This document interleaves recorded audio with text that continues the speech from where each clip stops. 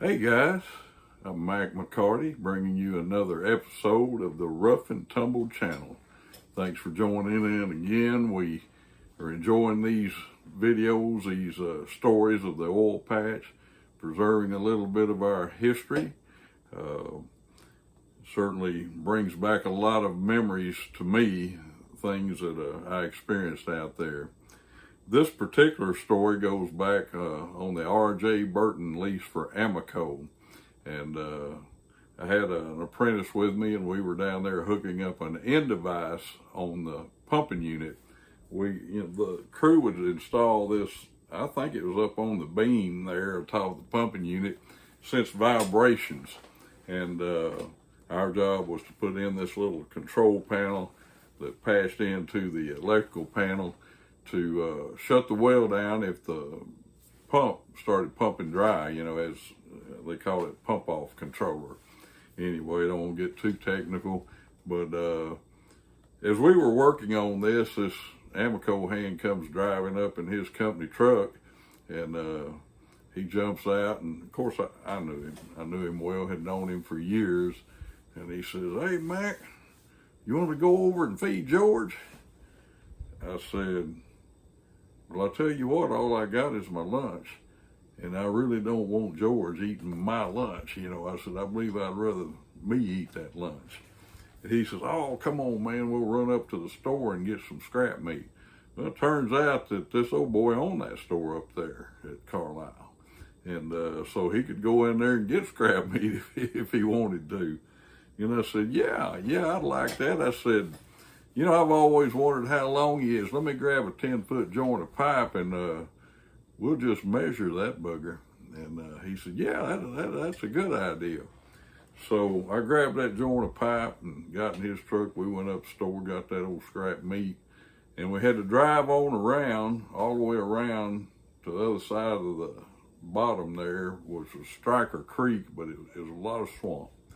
And we got over on the Arco Ledbetter lease. And you had to drive on all down through that lease, and you came on up to where you could see the swamp good. And there was a pipeline coming off right across the top of that water right through there. And over the years, we'd walk out on that pipeline, take a stick and wiggle it around in that water. And that was telling George we wanted to see him, had mostly that somebody had something to give him. And so here comes George, that old big alligator raising up in the water. But what I'd done is I laid that 10-foot joint of pipe on top of the ground, straight out from that pipeline going out on the water. And George come up and looked at me, and I took a piece of that meat and I backed up on the shore there, and I throwed that piece of meat down. George come up there and ate that, and stepped back a couple steps, throwed that piece of meat down, and he ate that. Now folks, what we didn't realize at that time, and I've learned since then, is that alligator could outrun a man for up to about 50 yards. If he'd have wanted to eat us for lunch, we couldn't have outrun him. Now, that's what they tell me. I don't know. I've never been in a race with an alligator, but I suppose if it had happened that day, I wouldn't have had to outrun the alligator. I'd have just had to outrun that other fella. You know what I'm talking about?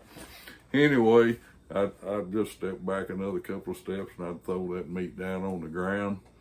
And I got him on out the end of that pipe, and I threw 2 or 3 pieces of meat there, and he just stopped, and he was eating on that.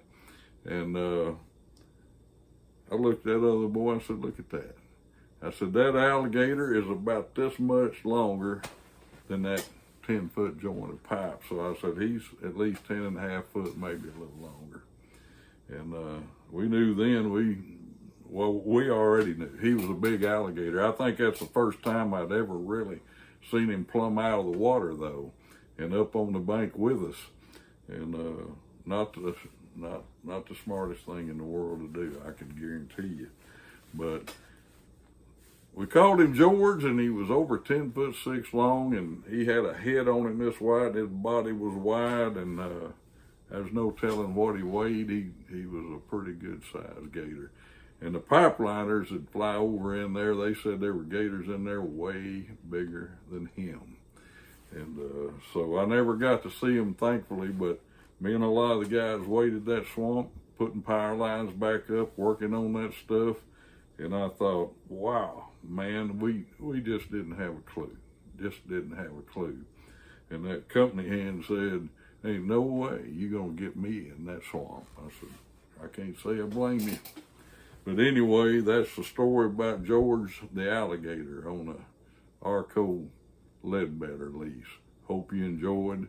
Sure like to hear some of your stories sometime, especially if you want them repeated on this little show, The Rough and Tumbled. And please like and subscribe. And until next time, see you later, folks. I'm Mac McCarty for the Rough and Tumbled channel.